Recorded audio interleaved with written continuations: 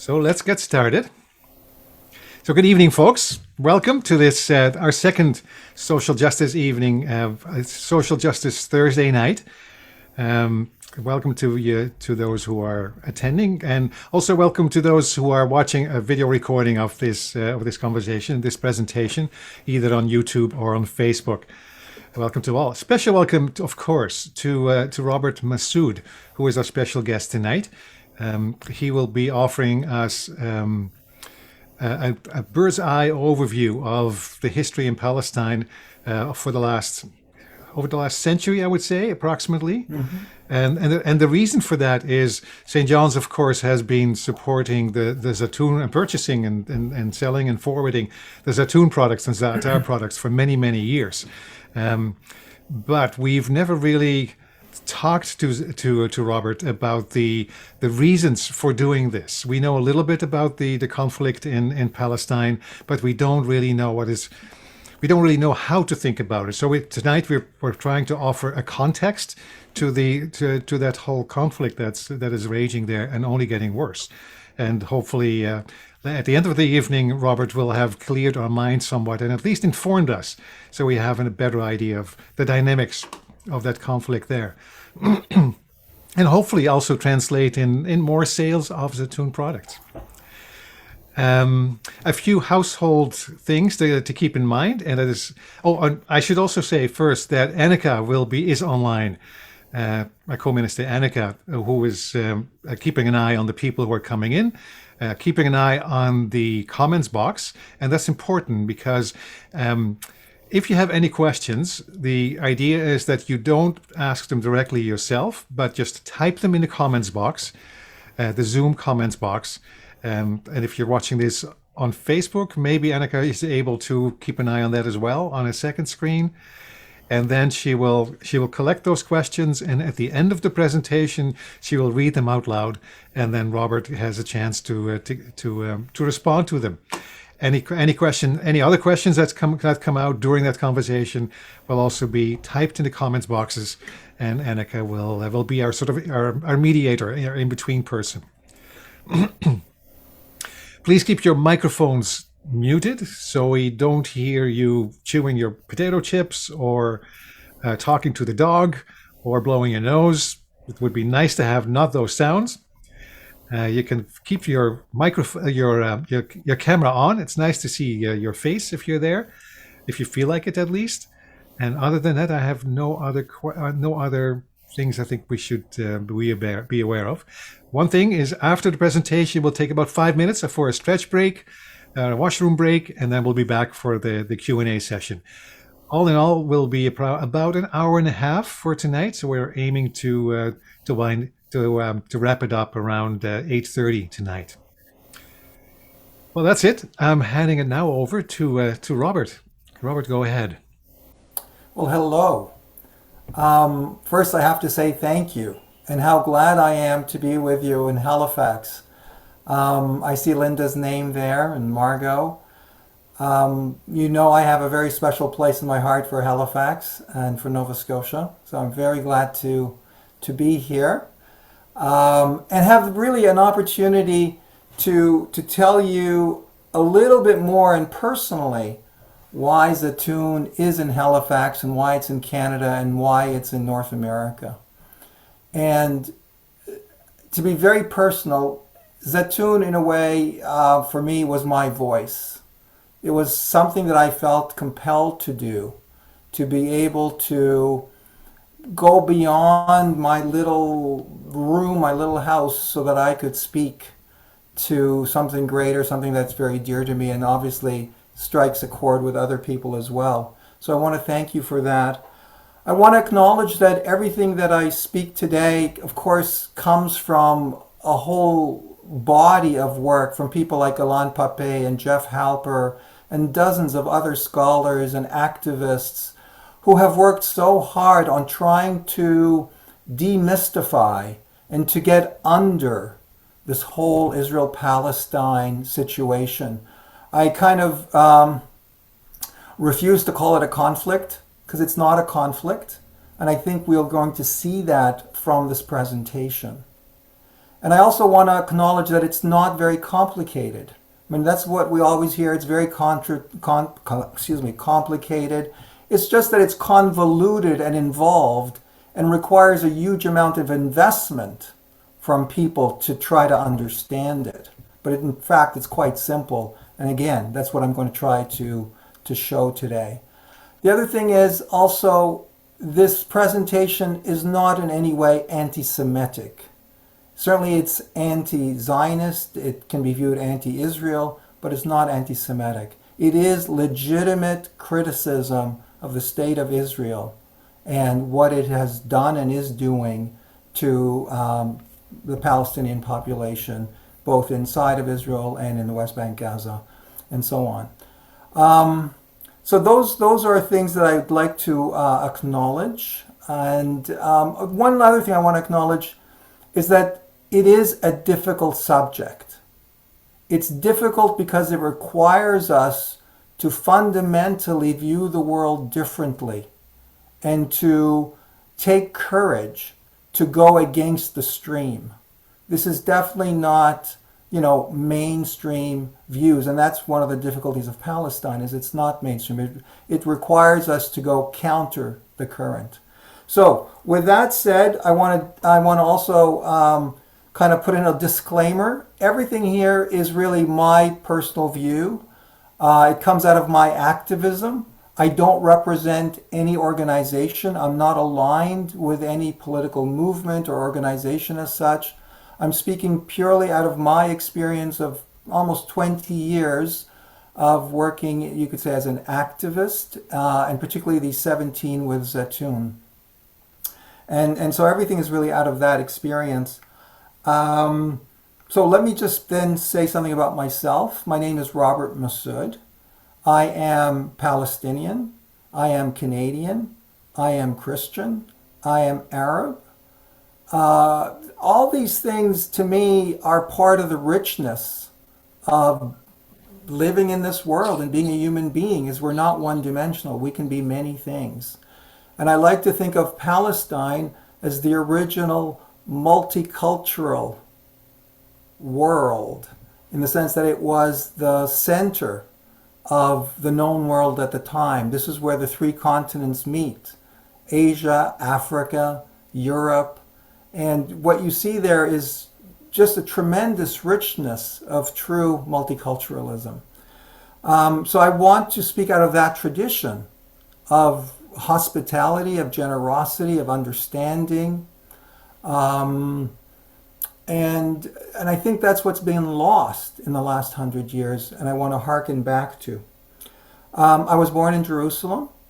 My parents emigrated to Canada when I was 6 years old, and to Montreal, and that's where I grew up, but came to Toronto for university and now live in Toronto. And for the longest time, I struggled with how to be a Palestinian, at least, vocally in Canada. Because when I was growing up, you couldn't say you were Palestinian. Things have changed now with the internet and, with Israel's outrageous behavior, let's call it that. And things are different now. But even so, the Palestinian voice still needs to be heard in a much more substantial way. So if I can get to the share screen and begin the presentation. And as Hubert was saying, the presentation is really about building a context to understanding not just the past, not just the present, but also the future of Israel and Palestine and where it needs to go. So I'm going to press the share screen, and let's hope that that gives us what we need right here. Are we on? Yep. Okay. Oh, excellent. Great. Yep, looking okay, good. Very good. Okay. I entitled it, Why No Peace in Israel-Palestine? Because essentially that seems to be the mystery and the question that has not been answered for the longest time. I mean, we all sort of talk about peace. We've been, discussing peace, having peace talks for the last 50 years, 70 years, and yet it hasn't happened. And why is that? I think we need to answer that question, and that's the primary question that lives in people's minds and people who are interested in the question of Israel-Palestine.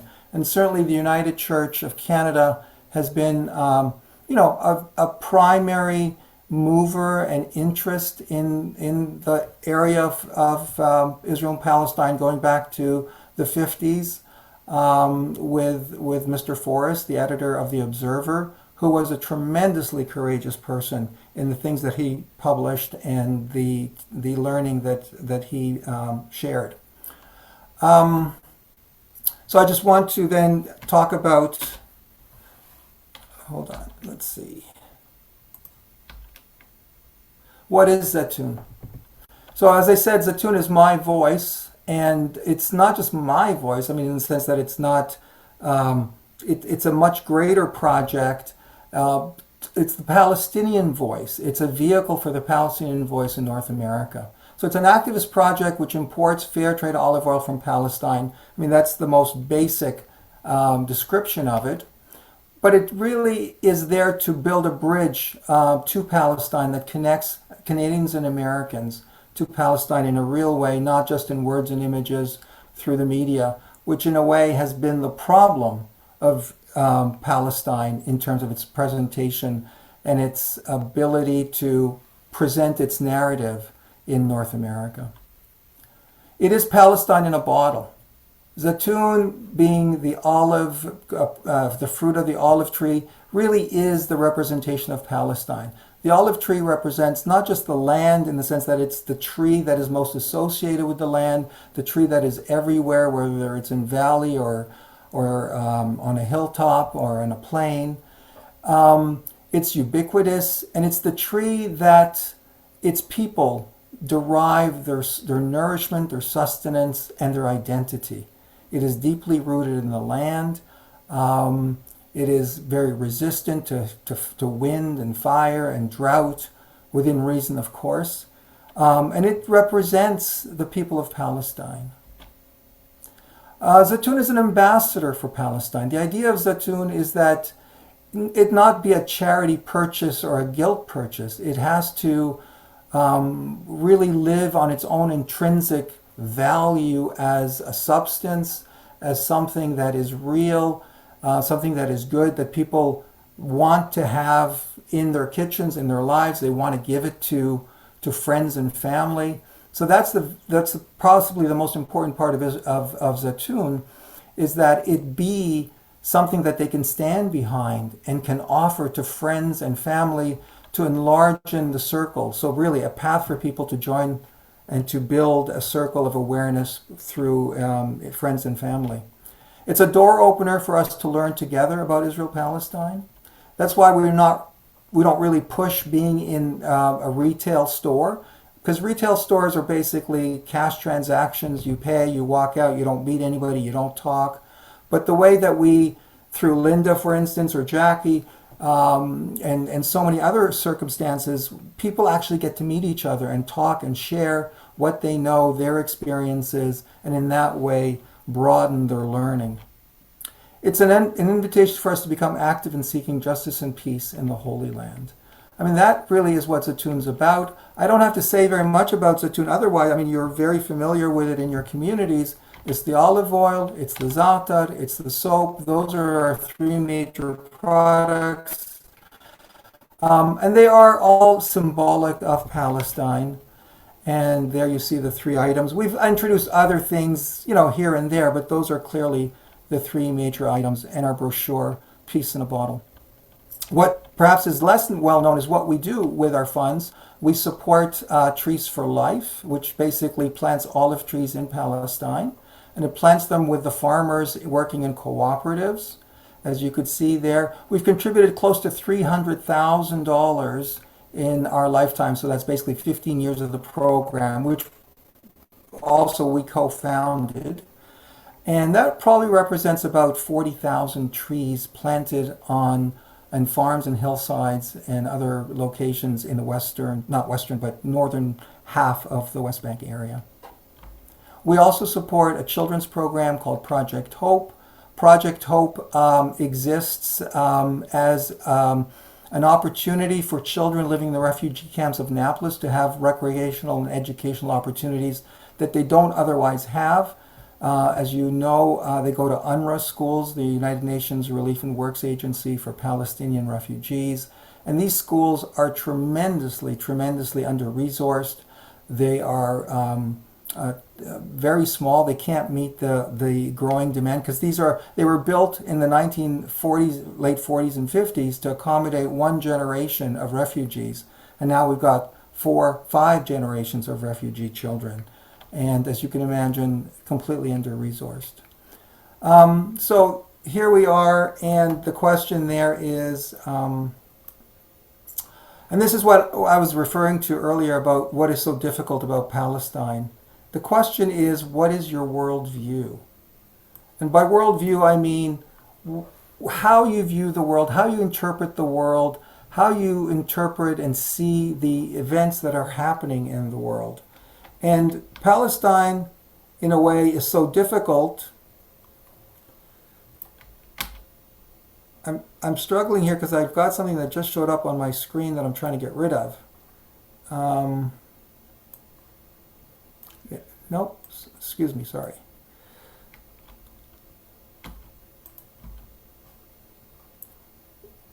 So for most of us, this is how we view the world. It's the way that we interpret, the way that we've been taught, either through schools and through the medias, and just basically an acculturation process. But what Palestine does is it causes you to shift. It asks you to change your worldview. It challenges your worldview. What you think you know, what you think you have seen or heard, actually puts it on its head. And that's why I consider it so difficult for most people to make the jump and the shift to see the Palestinian narrative, because this is what it requires of them. So the question then is, what is Zionism? Because Zionism is basically the movement that has brought about the struggle for liberation of Palestinians in their own land. As you can imagine, there are many different kinds of Zionism. There's just not one. It comes in many forms. There's historical, there's biblical, religious, cultural, social, and political. We can, spend some time on all of them, but we're really interested in the political one today. Political Zionism is a settler colonial project launched 120 years ago to replace the indigenous people of historic Palestine with a Jewish population, mostly coming from Europe. Now, this is to me, the key definition of political Zionism. It certainly is the one that we could say has come to fruition and is what we can observe 120 years later. Some people may contest this, but this is the definition that I am most comfortable with and feel that is most accurately portrays the outcome that we see. It can be phrased and defined, rationalized differently, but this is the objective, facts on the ground view that I was mentioning. It was a contentious project from its very origins in the 1890s, especially among world Jewry, who did not see a Jewish state being in the interests of worldwide. It was only in the 1930s and through the Nazi era that it gained greater popularity, you could say, and understandably under the circumstances. And political Zionism fits the general understanding of ideology. That's what it is. It's an ideology, a system of ideas and concepts underlying the creation and maintenance of a political program and project. And that's really, again, what has fueled the last 120 years that we've observed. So how did we get here? So this is a portrayal of where Palestine, or at least the part of the land that is more or less, accepted as being Palestine, is the Gaza Strip, as we see on the left, and this kind of Swiss cheese setup of the green spots, which are supposed to be potentially Palestine. That's how it is at present. From here, 100 years ago, where we see clearly Palestine that is almost entirely populated by Palestinian, be they Christian or Muslim, and other peoples, including Armenians and Jews and Druze and all kinds. This goes back to my original multicultural society. And as you could see, very little Jewish ownership of land, which is in the white.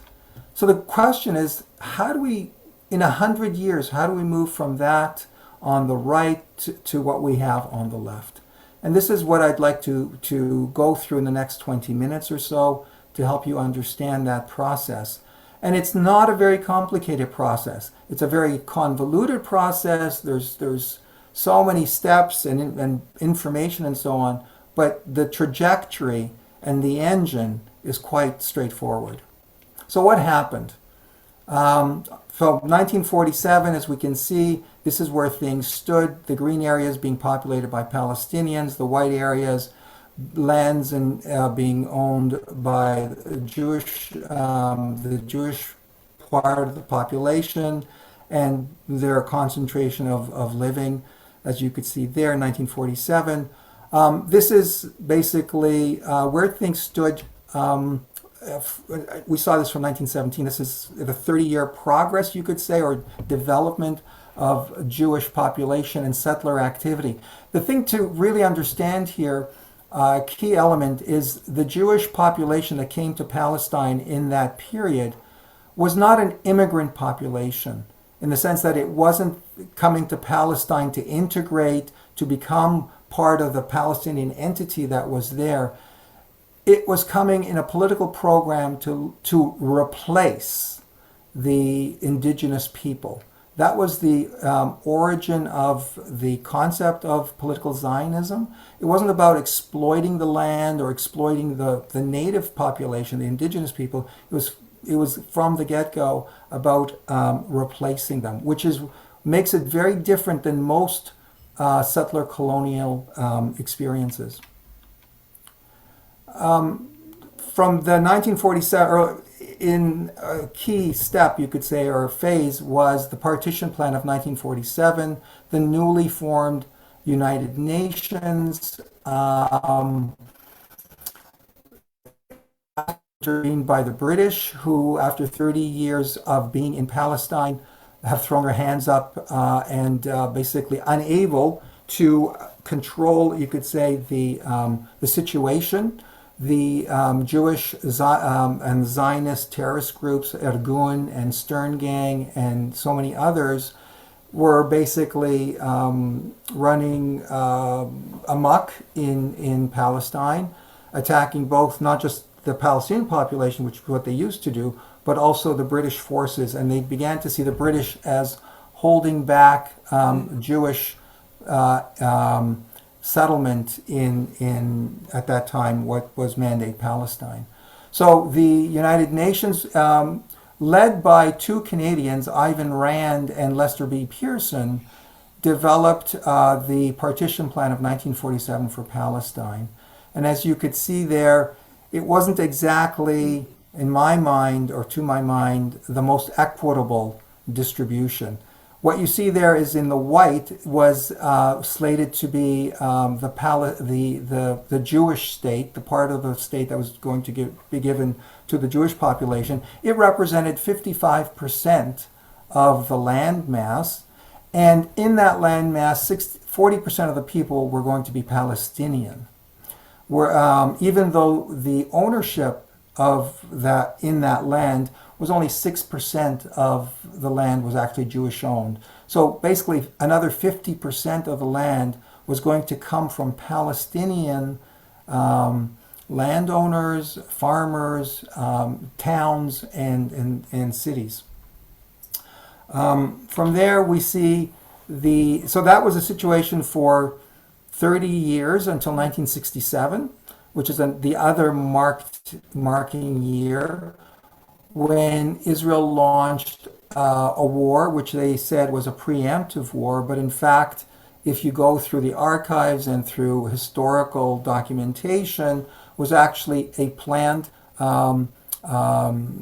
conquest, let's call it that, for more land expansionist policies in Israel. Israel knew very well that it had nothing to fear from the Arab armies, whether they be Syria or Egypt, as they were vastly inferior to Israel's capacity. The Americans knew this, the Russians knew this, and the Israelis also knew this. But but again, the popular sort of narrative mythology is is presented very differently than the reality. And now, bring us to the present, we have the current situation where Gaza is completely encircled, embattled, and under siege since 2006, and we have the West Bank basically divided into 3 zones, and the green zones are called Area A, where the Palestinians are at least theoretically both controlling the administrative and the military aspects, but they have neither in practice. And we'll talk about this later as well. So next, we look at the situation historically before the Jewish state was created and the Nakba came about. As you could see in 1914, just prior to the declaration, the Balfour Declaration, really there's only 40,000 Jews living amongst almost 800,000 Palestinians. And through the Balfour Declaration, we see that that number grows quite dramatically. And as I said earlier, this is not, your typical kind of immigration mode. This is a, planned transfer of Jews from mostly Eastern Europe at this time into Palestine to create Jewish enclaves that are completely exclusionary and totally Jewish to the exclusion of the Palestinians, whether they be laborers, farmers, and such.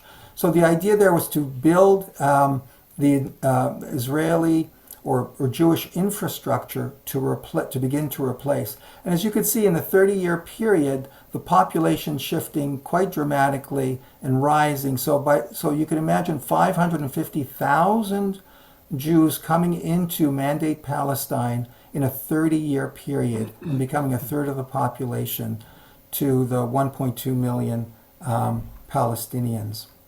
And of course, this did not happen invisibly. The Palestinians were also awake to the situation and knew what was happening, but they were powerless to literally stop it or to slow it down, as it was sponsored by the British, and the British Army was fulfilling and enabling the Zionist project. And we'll see a little bit of that in the next few screens. So what happened in detail in the first 50 years? As you could see, 1897, the first the Zionist Congress in Basel, the First World War and the fall of the Ottoman, the Sykes-Picot Agreement, the Balfour Declaration, incredibly important. We'll speak about it later. The British defeat the Ottomans and capture Palestine in December 1917. 1919, the King Crane Report, which was suppressed because it said this project will not work. The League of Nations, which establishes the mandates. I'm just running through these because we don't have time to talk about them, but this is what people talk about complex. This is not that there's all this information and details and steps. It's not a question of complexity. It's just a lot of stuff to go through in a 30-year period and leading to a certain circumstance. But the important thing here for us is to look at what does all this mean. And what it all means basically is building up a Jewish population in Mandate Palestine and establishing a settler infrastructure in that period. And not only that, but also to tear down Palestinian society and capacity to resist. That was you could say, the outcome of the Balfour Declaration and the lead up to the creation of Israel and the Nakba, which was the catastrophe for Palestinians, which we'll be talking about. And the result is stealing of a land and the exile of 3/4 of its indigenous people. So the Nakba, which is the catastrophe of 1947, excuse me. Zoom has this crazy thing of putting stuff in front of you and you can't even get rid of them, and that just makes things a little more difficult. So the Nakba actually is not an event. It's a whole process that began in 1947, actually November 1947, the day after the Partition Plan. We just passed that date. It was on Monday. It was November 29th, 1947, when the United Nations basically passed a resolution, Resolution 181, which actually was a recommendation for a partition. It wasn't in any way obligatory. It was a partition creating a Jewish state and an Arab state. And out of that, and the other thing that people think of is that the Nakba began in May 1948 when Israel declared its independence and the British left. The Nakba, as I said, began in 1947, and by the creation of Israel, fully half the population, the Palestinian population, had been exiled, and half the towns had been destroyed. So, and in that period, 700,000 Palestinians were exiled or fled, 600 villages destroyed or depopulated. The refugees were not allowed to return. And this is very important. In most situations of, let's say, conflict, if we want to call it that, people leave. Of course they leave. I mean, they're civilians. They need to survive. They're in danger. They leave. And in every situation, they've been allowed to return. So Israel-Palestine is really the single situation where refugees have been totally 100% excluded from their ability to return. All their lands were confiscated without compensation and held in perpetuity for the Jewish people. That's how it was worded. Palestine was halved in size again from the Partition Plan. The Partition Plan gave Palestine 44% to the Palestinians, and out of the Nakba, it was reduced to 22%, being Gaza and the West Bank area. 150,000 Palestinians remained. Among them were my parents. They did not leave. Many of their relatives did leave, and members of their families left. They went to Lebanon, they went to Jordan. But my immediate family members remained, and I was born in Jerusalem. I am an Israeli citizen. I can go back through Ben Gurion, whereas most Palestinians can't do that, although I don't go back that often. Palestinians call it the Nakba, or another word for it is the catastrophe. And clearly this is not a natural catastrophe, this is a political catastrophe. It's not a humanitarian catastrophe, although it has those dimensions. It's a political catastrophe. Israelis call it the War of Independence. Then you have to also ask the question, independence from what? And that perhaps is another presentation altogether. And Palestinians, let's see, the state was not realized. Egypt held Gaza and Jordan held the West Bank until 1967. As you can see from this little map here, these are outflows of refugees. This is where the refugees left from each region to, as you can see, from Jordan in Syria, Lebanon, and into Egypt. As I said, in total about, nobody really knows the number. It's either somewhere between 700 and 800,000. Whoops, sorry, I just want to...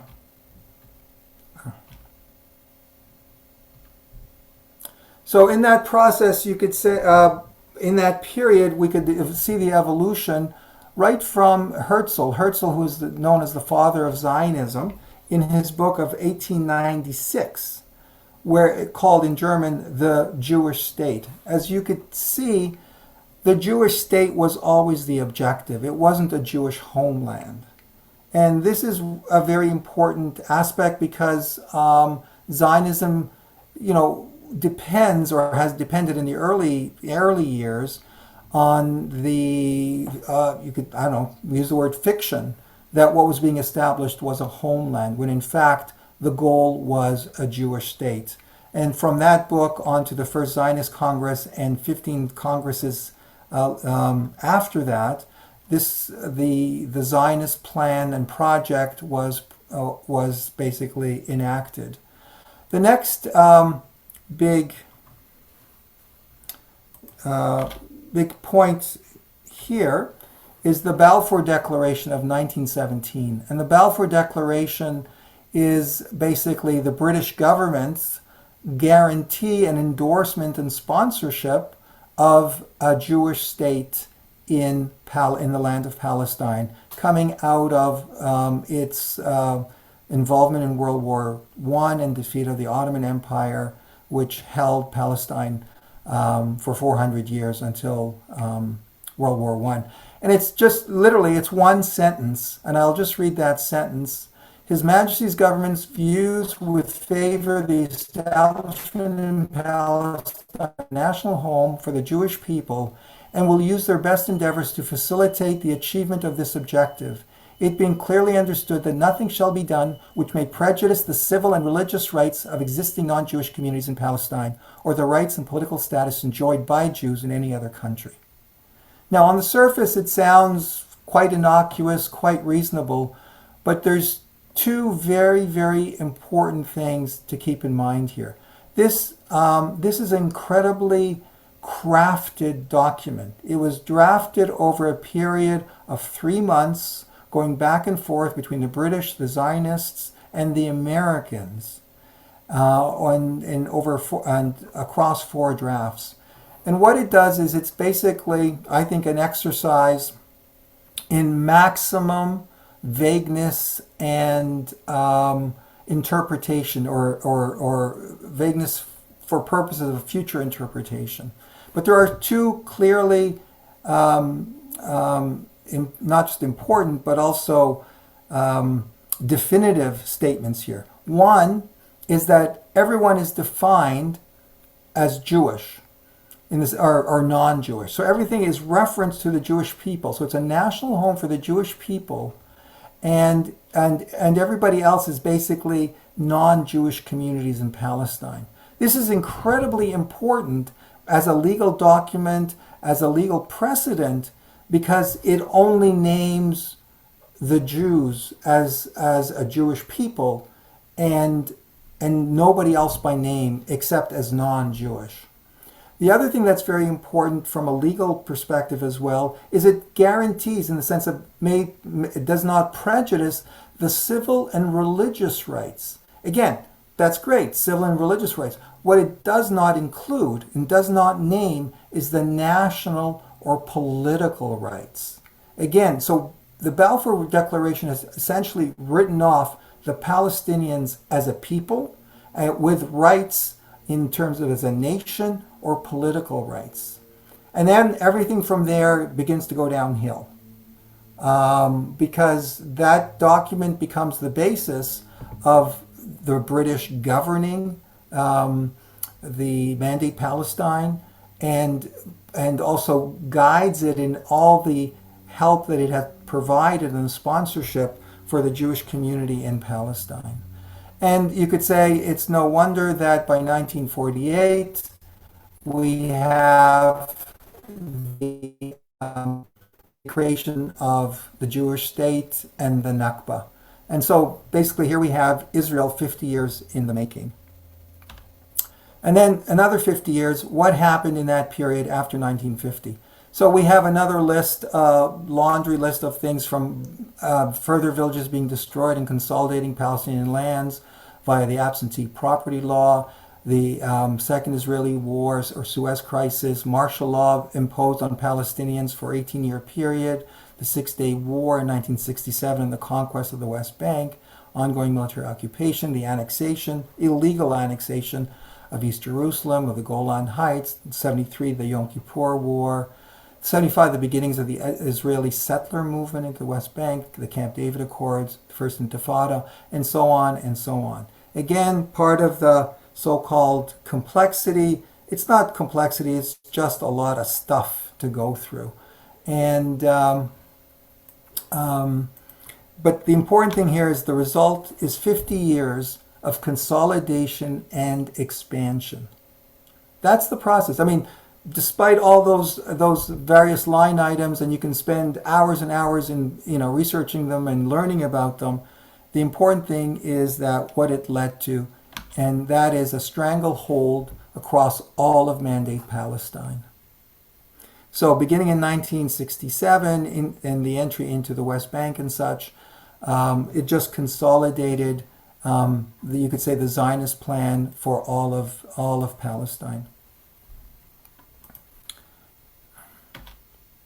What happened for the last 20 years, from 2000 to now? The Second Intifada, the World Trade Center, and the War of Terror, or War on Terror, as they said, building the separation wall, Israeli settlers leaving Gaza and such, and enabling the siege and blockade of Gaza, and the various episodes of bombings of Gaza. These are the major bombings. In 2018, with Trump moving the embassy to Jerusalem, the passage of the nation-state law, which is exclusive nature of the state, the Jewish nature, deal of the century that was announced by Trump and the Abraham Accords, expropriation that was happening this spring of Sheikh Jarrah and Silwan, and the Gaza bombing in 11 days, and the fourth national election in Israel in a 2-year period, the ouster of Netanyahu, and now Naftali Bennett, who's the prime minister. But nothing really changes. So what is the result of this? The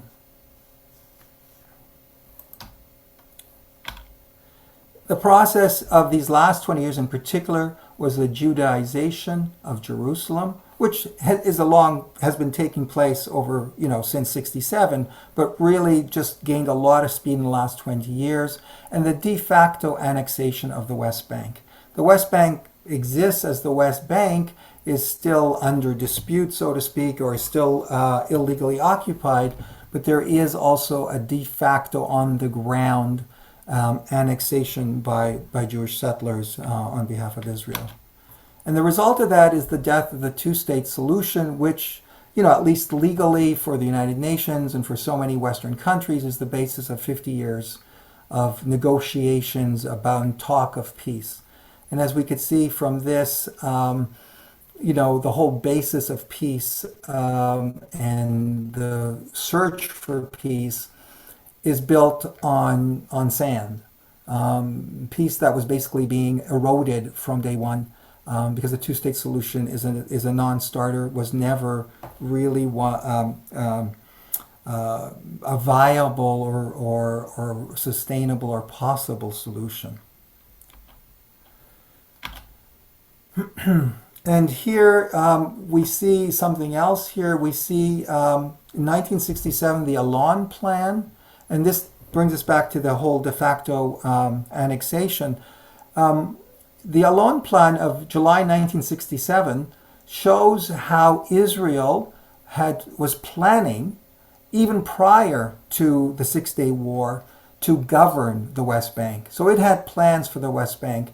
And as you could see, the idea there was to split the West Bank into zones so that it could be managed and controlled according to the plan. What is interesting here is that how closely it resembles what came to be known as the Oslo Accord of 1993.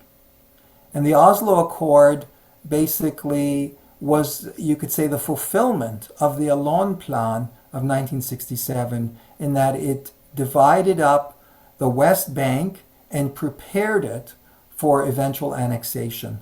So it split it up into Zone A, B, and C. Zone A being the areas that are green that you can see on your screens.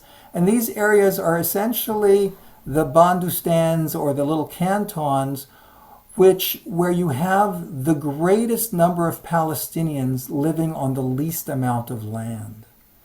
And they how should I say, at least allegedly, have administrative and military control in those areas.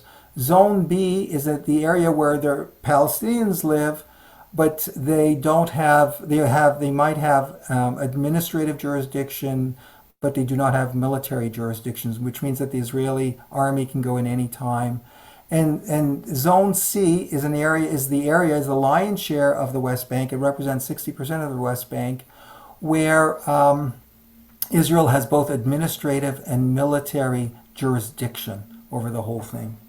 And you could see where it's heading is the deal of the century that was proposed by Mr. Trump only a year ago.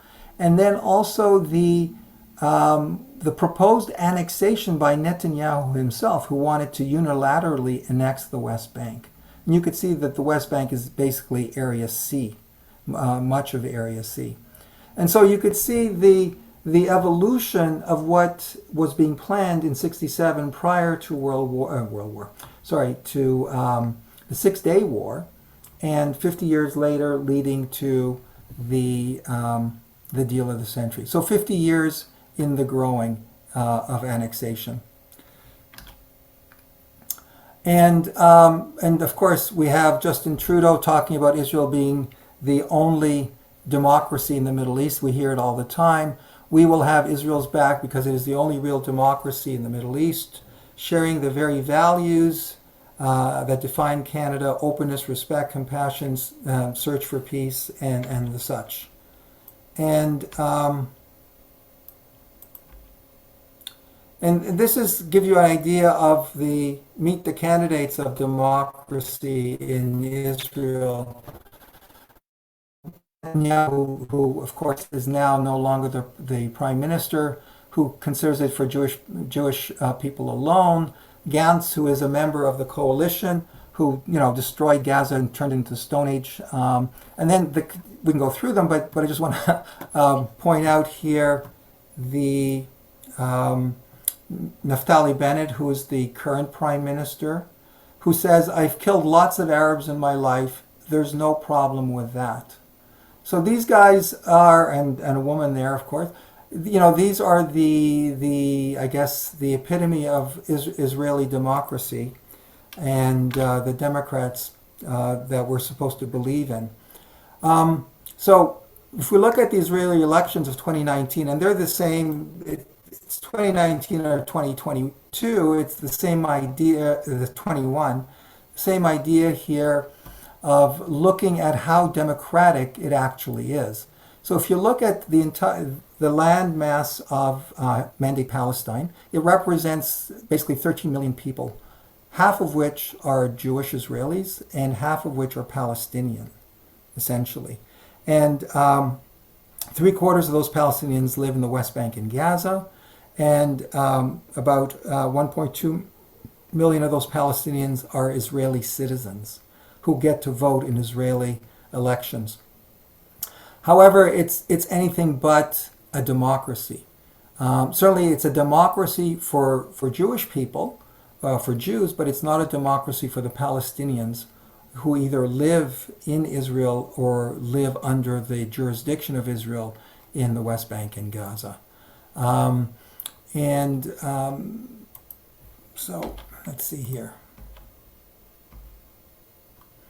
So, in talking about democracy, here's Benjamin Netanyahu, the Prime Minister of Israel, in something that he said in 2019 when the nation law was passed by the Israeli Knesset. He said, "Israel is not a state of all its citizens according to the basic nationality law we passed. Israel is the nation state of the Jewish people and only it." And if you don't understand what he's saying there, he tried to repeat it again. Israel is a Jewish democratic state with equal rights, but the nation state not of all its citizens, but only of the Jewish people. Again, all that says to me is it's democracy in Israel equals Jewish democracy. It's not a true democracy, despite what friends like Justin Trudeau or Biden or the various ones before them talk about. Here's another politician, Meir Golan, Knesset member, who has the following to say: "Outside my house, I see shit and spit and psychopath. You see it in their eyes, people, Palestinians who just want to kill me. But nobody believes us. We're racist because we want to preserve our lives and our sanity. So I'm proud to be a racist. I'm proud to be a racist. I'm a racist to preserve my life, and I'm proud. I'm proud to be a racist." And so, and this is not an unusual or an uncommon attitude towards the Palestinian population or the non-Jewish population inside of Israel. And this is not any person. This is a Knesset member who's still there, a member for the Likud party. Another example is this gentleman here, who is the editor of the Cultural and literature supplement for Haaretz, considered Israel's finest paper. And this is in a Facebook post. He says the following: En route in the West Bank, I looked at the Palestinian villages alongside the Jewish communities, and I thought of how, for the Palestinian, murder is a type of sport and enjoyment, perhaps a substitute for erotica. From that perspective, we will never have anything culturally in common with them. Regarding this evil and undignified people living among us, we can only yearn for the land to vomit it out, because it isn't worthy of this land which is full of Jewish blood that it has spilt. Again, horrible sentiment, absolutely horrible sentiment of the most racist kind, but which somehow passes. And again, this is not just anybody on the street. This is a cultured man who writes for his, Haaretz, which is actually a fine paper. I don't know why they don't fire this guy, but this is the attitude. That's the consensus in Israel when it comes to the Palestinian citizens of Israel, and certainly in the what's called the occupied territories. But against that, we have other people. We have other brave Jewish Israeli who resist, including Amira Haas, who is a journalist for Haaretz. And I have to say, Haaretz is an incredible paper. You'll find features opinion in Haaretz that is against Israel, that is anti-Zionist, that you'll find in no other paper in the world. So even though Haaretz, has, people like the editor there, it also has tremendously valuable, courageous stories, including Amira Haas and Gideon Levy and many others. And this is what Amira Haas wrote in 2015. Young Palestinians do not go out to murder Jews because they are Jews, but because we are their occupiers, their torturers, their jailers, the thieves of their land and water, their exilers, the demolishers of their homes, the blockers of their horizon. Young Palestinians, vengeful and desperate, are willing to lose their lives and cause their families great pain because the enemy they face proves every day its malice has no limits. I think this is how certainly Palestinians feel, and their supporters, whether they are Israelis or they're Canadians and Americans. They support Palestine because this is what they see and what they have come to as their conclusion. It's not about anti-Semitism. It's really about Zionism and what is being done in the name of Zionism, and through that in the name of the Jewish people. What I'd like to do now is I'd like to present what I believe is Israel-Palestine in one slide, if that's possible. I think it is. This one slide, in a way, explains the history, the present, and possibly the future of Israel-Palestine. And it's based on Israel wanting three things, and only three things. Those are three very big things, and they are the following. It wants to be a Jewish state. It wants to be a democratic state. And there's an asterisk on democratic, and by democratic, it's fundamentally a Jewish democracy. That is a democracy for Jewish people only, and not for other citizens. And it also wants all the land of Mandate Palestine. Those are the three things that it wants, but it can only have any two at one time. It doesn't have all three. And you could say that it had the Jewish state and the democratic state, the Jewish one, for the first 30 years of its existence, when there was clearly a Jewish majority in the state, because basically of the Nakba, and it had exiled more than half the population of being Palestinian. And so it could, under some circumstances, claim to be democratic because it had a Jewish majority. But in that period, it didn't have all the land. Gaza and the West Bank were outside of its holdings. And so when it's a Jewish state and all the land, as it is current since 1967, what we have is apartheid, and not a democratic state. Again, it certainly is further from a democratic state than ever, because it's literally controlling half the population that is non-Jewish and not participating in its democracy. And so if it has the The bottom two basically being a true democracy and all the land, then it's not a Jewish state. It becomes a state for all its citizens, regardless of ethnicity and religion, color, and so on. It becomes a truly democratic state. But if it insists on having all three being a truly Jewish state, then it requires another ethnic cleansing and genocide of the Palestinians. It's only under those conditions that it could have those three goals of being a democratic, majority democratic Jewish state and all the land. And obviously that's not what we want, but in some cases, it's kind of what we see happening little by little through the ethnic cleansing, making life almost impossible and strangling a livelihood and ability to live in the West Bank. Won't even talk about Gaza. This is kind of what we're seeing is an evolution, a slow, you could say a slow burn genocide. So this is Israel-Palestine in one slide, or at least what I believe it is. And so we asked the question, we started earlier, where is the peace? Where is the peace that we're all awaiting, that we all talk to, that we all pray for, certainly in the churches and the services, peace in the Holy Land? And to answer that question, I go to a very unlikely source. His name is Charlie Munger. He's a lifelong friend and business partner of Warren Buffett. I'm no fan of capitalism or Warren Buffett, but he did say something that was incredibly important, I think, and sums up a great many things. And he said the following: "Show me the incentive, and I will show you the outcome." And I think that's incredibly important insight. That outcomes usually are the product of the incentive, the system of incentives that go towards creating that outcome. So if we have an outcome of non-peace, that is, I think, because there is no incentive for peace. So the true question is, where is the incentive for peace? Every time Israel does Gaza or expanding settlements,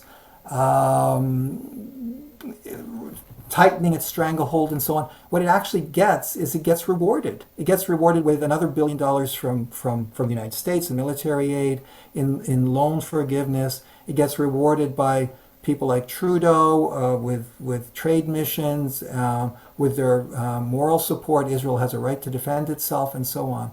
So there is no incentive for peace, and that begins to answer the question for us. And then to further try to understand why there is no peace, let us look at the concept of peace and if it's actually a useful model or way to think for Israel-Palestine. And I would suggest that it isn't, that peace is not a useful concept. And this is in line with Israel's three goals that we discussed earlier. Democratic state, all the land. There's a new recognition that challenges them all, a new perspective and paradigm that challenges the way that we've been looking at Palestine, and that is basically seeing the Jewish state as really coming out of racism and calling it a racist state. Although you could say the United Nations had passed a resolution in 1977, I believe, calling Zionism racism, it was basically a removed, or I don't know how you would call a resolution that was removed in 1993. So Israel is no longer recognized as a Zionist state in the United Nations. Democratic state, again, people seeing that as apartheid and naming it as apartheid, and all the land as settler colonialism. That it is a process of settler colonialism more than a process of competing nationalisms. There's only one just outcome for all that we can see coming out of this, and that outcome is really decolonization. So out of a new perspective, and it's not that it's a new perspective. I think it's just a new kind of realization and acceptance that Israel is really a settler colonial project, the last colonial project in the modern era. Settler colonial project that really has taken all the lessons of 400 years and applied them with great ingenuity to Palestine and with further innovations to create a settler colonialism that is quite unique and effective, much more effective than any settler colonialism from prior times. When I say effective, I don't mean in terms of just also having great PR and being able to project, a great virtue to hide the vice that is behind it. And so what's needed here is not peace so much as decolonization. And you could say that it also applies here to Canada, and Turtle Island, because how is it that we could have peace? Does peace make sense for the relationship of the Canadian state and the Canadian society with our Indigenous people? So peace doesn't quite fit what is required. What fits here is decolonization. And decolonization can be viewed most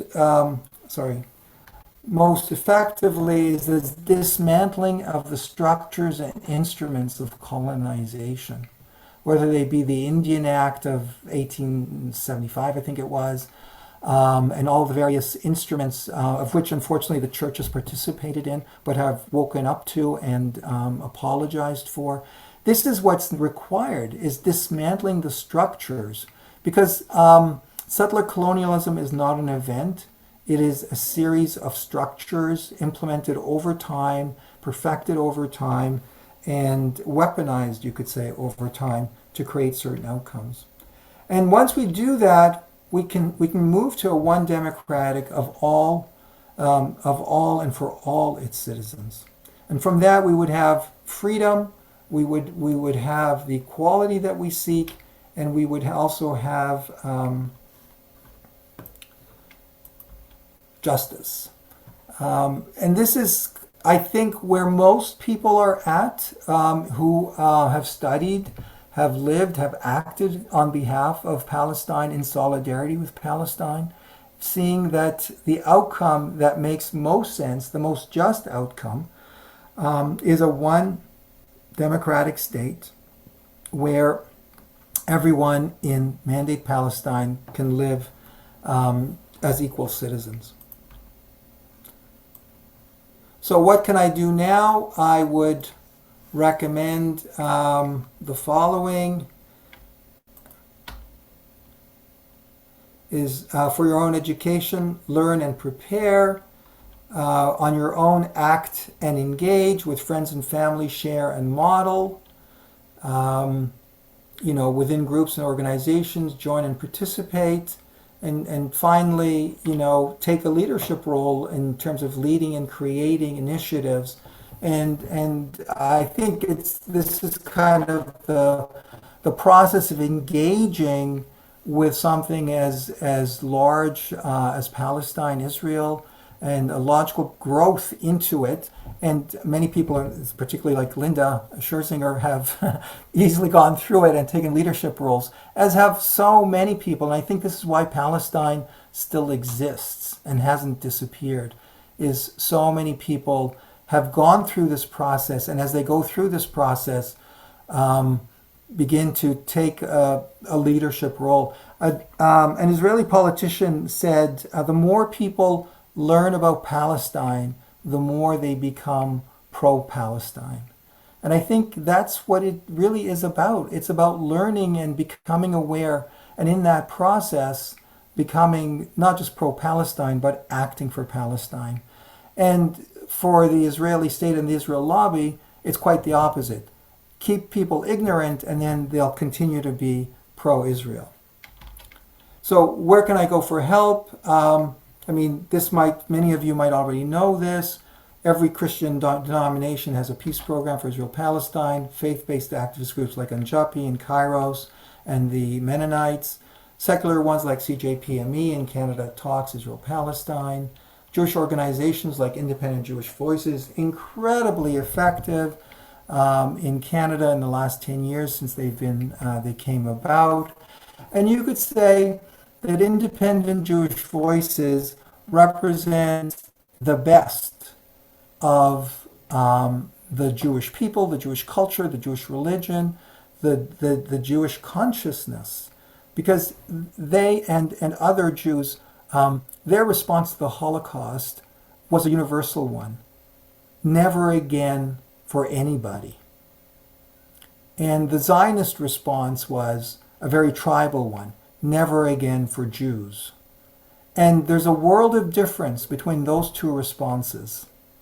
And I think that the first universal interpretation is not only the most human one and the most generous one, but it's really it's also the most practical one if we're looking for stability in the world, and particularly in Israel-Palestine. So never again for anyone.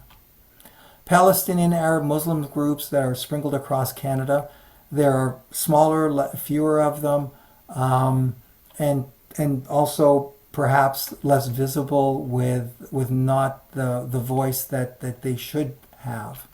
Student groups on campuses, and particularly Muslim student associations, human rights, Israeli Apartheid Week, and so on. Labor movements, CUP-W, postal workers, and public employees. Those are two incredibly vocal and strong unions that have come out in favor of Palestine. International NGOs like Amnesty International, Oxfam, Human Rights Watch, and others that we can add. And particularly in the last month, that since 6 Palestinian human rights organizations were declared to be terrorist organizations, the international NGOs have really come to the defense of them, of these organizations. Stuff like this only makes Israel look bad and kind of, you could say, take off the mask. The mask has really fallen off Israel and Zionism to bear its, racist, apartheid, brutal face that lies behind that benevolent, democratic mask. They have sponsored olive harvest visits to witness them. Of course, this has been impossible because of COVID in the last 2 years. The witnessing the olive harvest was very important to offer a cushion of protection to Palestinian farmers in this very important time. Without the international volunteers and witnesses, and we've seen it this year in the harvest, the Palestinians, farmers and growers and families have been very, very easy targets for Israeli settlers and the military to suffer violence and attacks, have their harvest stolen, have their groves destroyed or burnt. It's been a very violent and terrible harvest, as has been reported. There are many terrific avenues for learning. There's literally dozens, hundreds of websites for news and analysis in a non-corporate, mainstream kind of way. You probably know many of them: Mondo, Vice, CJPME, If Americans Knew, Middle East News, Middle East Eye. There's such a wealth of them. Online lectures and podcasts. Oh yes, absolutely. Go onto YouTube, search anything written by or presented by Elan Plan. Unbelievable, just amazing things. Norman Finkelstein, Jeff Halper.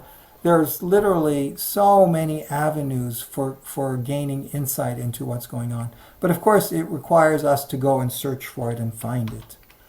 And then we have Zatoun. Zatoun is a very friendly, non-threatening, easy way to extend a hand, to open a door, to conversation, to creating awareness. That's what Zatoun is. I mean, Zatoun is not a business. We're not a food distribution company. We're really there as a communication tool, as a way to open the door and connect people to Palestine. And we urge you to do that. We'd be most happy. There are three resources that I'd like to mention that will be posted on the links to the YouTube and also to the Facebook. The first one is a 24-slide overview. It goes through some of the materials that I discussed. It'll go into a little bit more detail. It comes from Canadians for Justice and Peace in the Middle East, an excellent organization, which I know many of you already are members of or participate in. It's a good PowerPoint that you can view. The second item is a 2-page summary of the Nakba of 1948. It gives a very sort of top-line view with statistics and such. That's also available. And thirdly is a 2-page resource sheet on Palestine that gives resources from video, history and analysis, websites on the internet, films, books, and the like.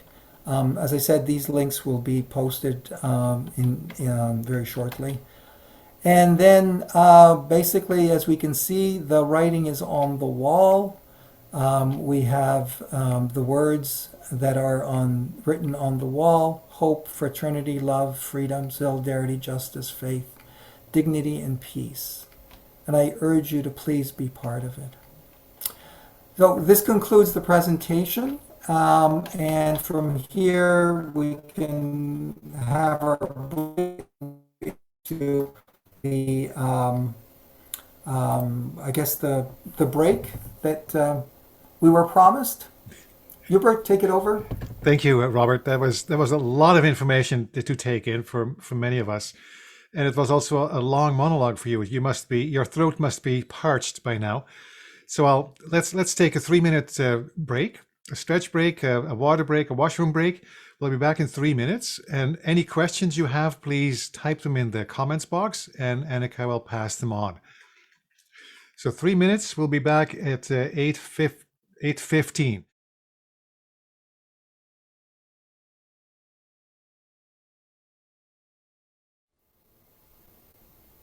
I'm not good at chatting, so I'm just going to say it was fascinating, wonderful. It was great. Okay, thank you. Thank you for that. You know, the questions are very important, and it's just, I feel terrible that we are only going to have 15 or 20 minutes, but I hope that through the presentation you got the bigger picture and some insight into, what drives it, what is the engine behind it, and why we're not getting anywhere, really. It's only getting worse and worse instead of getting better.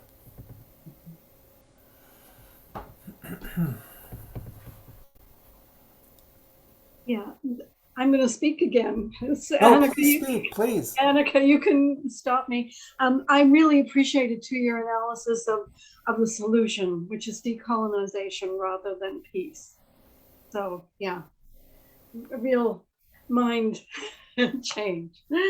Well, that's exactly what's needed. We have to name the reality of something if we're going to change it, if we're going to make progress. Mm-hmm. And one of the things about Israel-Palestine is we haven't named it. Mm-hmm. The lobby and all its various instruments and pressures keeps us from naming the reality. And if we can't name the reality, what can we do against it? Mm-hmm. Action begins with naming. Mm-hmm. Right?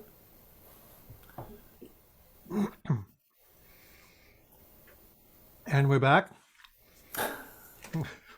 At least I am back. I'm not sure if anybody else took a break.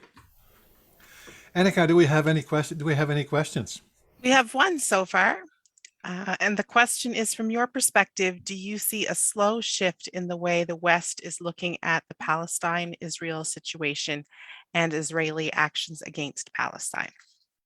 Most definitely. There is a shift. We see it very clearly, and the shift basically has to do with changing perspective, to recognizing and naming the situation as settler colonialism. That alone opens up a whole new avenue and a new paradigm from what was previously projected as a conflicting nationalism. It's not conflicting nationalism, it's settler colonialism. And so that's one aspect. The other aspect is also the power of BDS. BDS has opened the door to many people participating and learning about Israel-Palestine. The third one is that young Jewish Americans and Canadians are standing up against Israel. And that's a very powerful force because, that's people who are saying, not in my name. Israel does not act in my name. Zionism is not for my benefit. And they're speaking out not just, on the fringes, but it's becoming much more mainstream. They're getting published, they're getting heard, and you could see the evolution of these organizations from Jewish Voices for Peace and Independent Jewish Voices. They started out as anti-occupation. They're really against the occupation since 1967. But in the process of being anti-occupation, they are taken back to the origin, which is the Nakba. That is the original sin, so to speak, the original driver of the mess that we have. So it's not just anti-occupation, it's anti-Zionism, anti-Israel from 1948 as the beginning point of the situation that we have. So just being anti-occupation and ending the occupation will not do it. It has to be taken back to its genesis as, you could say, a crime against the indigenous people of Palestine and the real institutionalization of the settler colonial project. And also, fourthly, there's greater awareness that being anti-Zionist is not anti-Semitic. More and more people are prepared to accept that, even though there's huge pushback by the Zionist establishment with the International Holocaust Remembrance Committee definition, and all these laws that are being passed by states, and the IHRA being passed, not passed, but I can't remember the exact wording of it, but not passed as accepted, but as a motion in the Ontario legislature and in Ottawa and in various cities. But what that is a reflection of is that Israel and Zionism have lost the street, but they maintain the institutions of government, of academia, of the media, but they have lost the people. And so they're using their power in these places, high places, to try to control the message. But they've essentially, from my perspective, looking at the big picture, they've lost the people. And they're trying to control them from the top, so top down. And that's why you could say the campuses are being controlled through the presidents and the administrations who are delisting organizations, passing resolutions and so on from the president's office, because they know that they can't go toe-to-toe, so to speak, with the Palestinian narrative. The Palestinian narrative is beginning to take hold, and the Zionist narrative is beginning to unravel. And you could see that this spring with Sheikh Jarrah and Gaza and what was happening on the Temple Mount and the enormous, you could say, outpouring of reactions on social media for Palestine. So the outrageousness of Israel's actions will work against it and will confirm the validity of the Palestinian history and the Palestinian story and the Palestinian narrative. So those to me are very positive things and actually reasons for optimism. I don't think Palestinians have had reasons for optimism until now. I mean, it sounds ridiculous because Palestinians are so oppressed and things don't seem to get better. But there's more hope today than ever before. Before they were, under the heel with no prospect of getting out of from under it. Now they're still under the heel, but there's some counteraction happening that hopefully will get the heel to come off their necks. Thank you for that one. We have another question here. Can you tell us something about the Palestinian diaspora? Oh, okay. Which one? See, the difficulty with Palestine and it goes to the very core of the Zionist project. It is to dispossess the Palestinians, but not just to dispossess them of land and resources, but to dispossess them of identity. So Palestinians have been sliced and diced in so many factions and so many categories. So you have Palestinians living in Israel, Palestinians living in the West Bank, Palestinians in Gaza, Palestinians in Jordan, in Syria, in Lebanon, that are refugees, that are not refugees. You have Palestinians in the diaspora being, non-Middle East. And these are all different categories of Palestinian. So in the way that they're so fragmented and they cannot unite in the way that is needed to put a very, effective counterforce against Israel and Zionism. So this question of the diaspora is there for sure, but it's a voiceless one. It's an invisible one. I bet you, so many Canadians and Americans work with Palestinians in their office, but don't even know it. And the Palestinians don't speak out. I mean, when I was growing up, you couldn't say you were a Palestinian. I mean, things are different now. There's a much greater awareness of Palestine and so on. But even so, there's still a stigma around being Palestinian. So most Palestinian parents, even today, will tell their university-age students, go to university, keep your head down, don't get involved with Palestine, don't join any groups, just do the work and get out of there. So Palestinians, even here, live in fear. So to me, that says a lot. I mean, look at the United Church itself. It has to examine its stance against its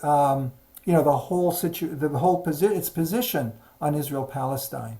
I'm glad to report that this General Council will have a recommendation from the United Church Task Force to examine Israel-Palestine, questions of Israel-Palestine, in which I participated earlier this spring.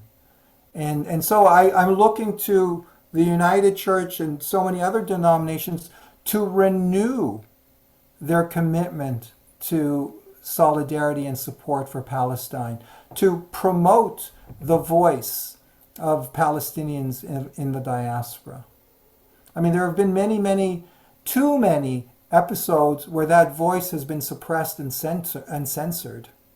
I mean, so many situations that I can recount where events had been canceled, even within the United Church, because somebody objected to them. And there's Annika, sure. could I possibly? Sorry, that was my question, Robert. I just wondered, could I just add a little bit? Sure. Actually speaking, would you mind, Annika? No, it's a small group, so that's okay.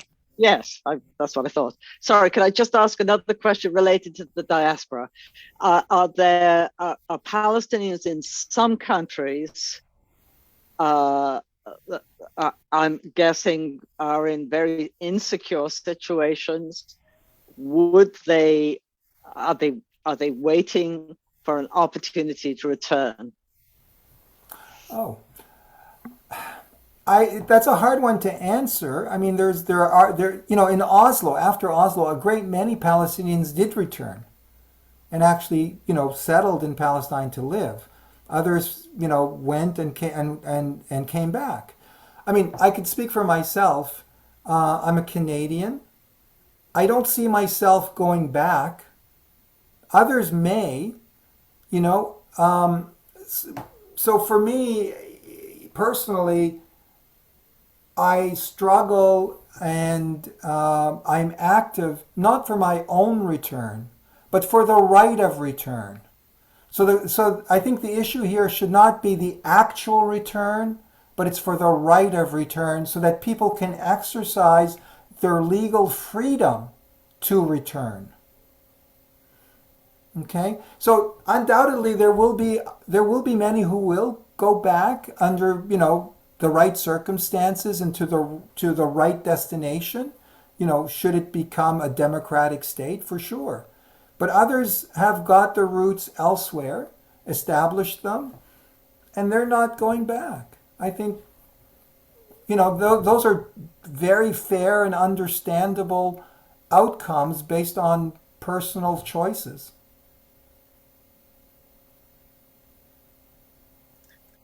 And there is another question. Is there leadership in Palestine that is able to offer a viable direction to its people and a counter narrative to the West?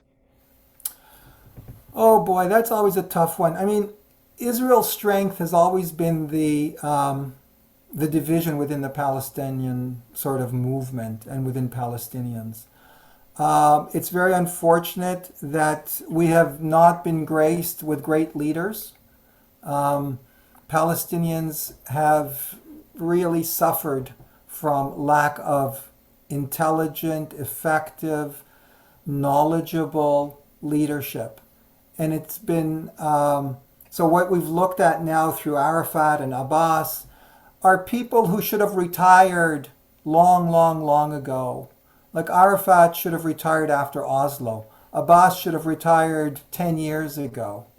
But these are people who, in a way, are not leaders. I think they're tyrants. They're despots. They want to be leaders for life. And that's, I mean, true leaders are people who can lead and then see that their time is over and it's time for someone else to lead. You know, whether it's a new generation, you know, with new capacities and new abilities. So, you know, and part of that, of course, is that it's not a failure of the Palestinians per se.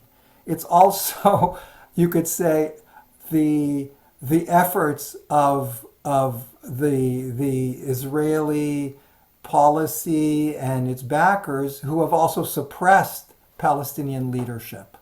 Palestinian leadership that is in jail or exiled or killed. Palestinian leadership that is compromised, that is purchased so that it cooperates, it's co-opted, it's collaborationist. Those things are easy to do. You know, you throw some money at Abbas. Abbas and his family apparently are worth billions. You know, they give exclusive rights to, you know, what's called cellular spectrum and other, you know, rights given by the state. So, yeah, I mean, one can blame Palestinians, but also at the same time understanding how difficult it is when you are oppressed, you know, actively oppressed and suppressed to rise up. So oftentimes people say, well, where's the Palestinian Mandela? Or Mandela, right? But I would ask the question, where is the Israeli de Klerk? Because the Israelis have much more power and ability and flexibility to come forth with a position. Why is the onus always on the Palestinians who are least able to come up with an offer or with a position? My approach to power is power has a responsibility to lead and to take the first step in, you know, the public interest and the public good. Not that power has the right to rape and pillage, so to speak, and to abuse. So, you know, it's a good question about Palestinian leadership, but in some respects it's also an unfair question because the Palestinians, whether they are political leaders or they are individuals such as myself, we operate under very confined spaces with limited voice, limited access, limited capacity to get things done.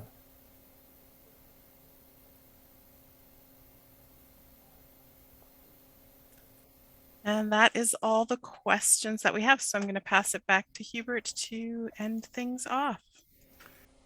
Well, in that case, I think we will wrap it up. Thank you so Oh, much. wait. I think Leslie Oh. has something. Leslie, you were muted. You are muted. Yep, I'm muted. Yeah, sorry.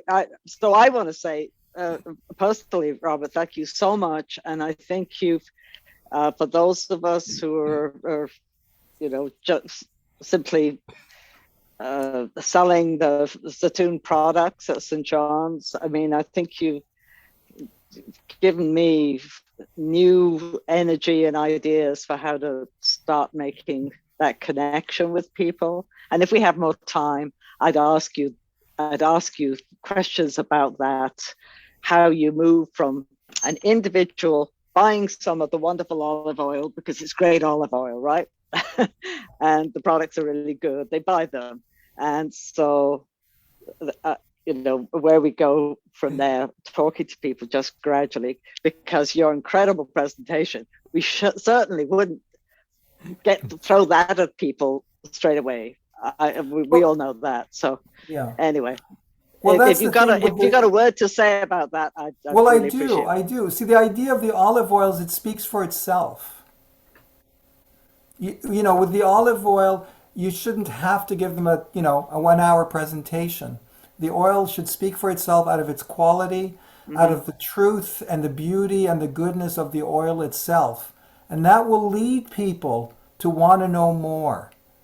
And for me, the greatest gift is when people give the olive oil to friends and family.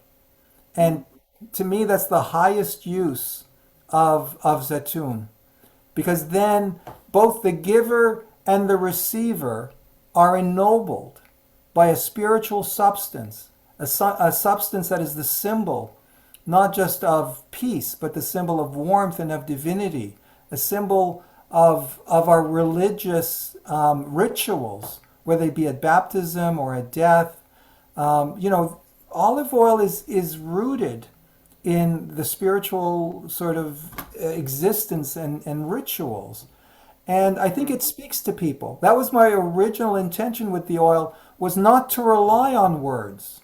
Because words and images have worked against Palestine. They've never been for Palestine because we don't have access to the megaphone. So the olive oil speaks to the heart. All right. And that's all that you really need. Now, it's one person at a time. It's one friend at a time. But you know what? Once they're there. And you just have to keep working at it. Mm-hmm. So promote it as a gift to give to friends and family. And that's the way to really connect people and make friends for Palestine. That's the whole idea of Zatoun. Zatoun is not a business. It's not food distribution. It's a very single focus on just connecting people at the level of heart, the level of humanity, the level of spirit with Palestine. And where Palestine needs to be as a universal symbol of the human family. I mean, to me, Palestine is a universal symbol. It's not, and that's why it won't go away. It's the poster child of global injustice. What happens in Palestine is a harbinger of what's coming to the rest of us. Actually, when you look at COVID, not to get into COVID, but COVID is basically Palestine under occupation. Curfews, lockdowns, restrictions. I mean, it's incredible. You know, when COVID first came along, there was a meme on the internet, and it was just a black box, and in a few words, and it said, what did it say? It said, How does it feel now? And it was signed. It was signed Gaza. I mean, I'm sorry, I don't have the right phrase there, but it was basically saying you're experiencing what we've experienced for the last 15 years, which is kind of like a shutdown, a lockdown. And the weaponry and the warehousing that's happening in Palestine of people, you're seeing it happening in the rest of the world. All the biometrics and all the cameras, the surveillance, the algorithms, they've been developed on Palestinians to control them. They're being exported. Israel's greatest export is insecurity.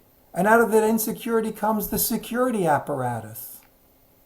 Whether it's the technology, it's the hardware, the software, the manuals, it's all there. And it's all, Palestine is the laboratory and the showroom of the future.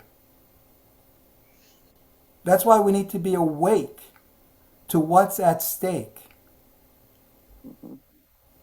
Thank you, Robert. You gave us clarity, and you gave us a lot more clarity on the situation in Palestine. Also, the broader picture. You also made it very clear to us that even though how much we would like to, we cannot solve this, but we can develop friendships and alliances, and develop solidarity with people who are being oppressed. And that's something we can do. And I think that's what churches should be. This is a spiritual matter. This is not this goes beyond politics. So thank you for this. I'd also like to mention that Robert will be our guest on Sunday. This coming Sunday is Peace Sunday, for the Advent Peace Sunday. It also happens to be Human Rights Sunday, so we felt it was appropriate to have Robert as our guest for coming Sunday. We recorded the conversation earlier this week, and we will be playing that back as a reflection. Thank you so much for Robert. We will remember this, and I know we are developing a friendship here that will continue many more years to come. Thank you. It's been a great privilege to be able to sit with you through all of this, and I'm glad that we got through it in the time period that was allotted. Okay. Thank you. Yeah. I'm going to be signing off. Again, a reminder, this has been recorded. It will be a recording on Facebook with the links in underneath that Robert mentioned, as well as on our YouTube channel. So if you're looking for a recording of this, that's where you'll find it. Good night, everyone, and thank you for joining us. Good night. Good night.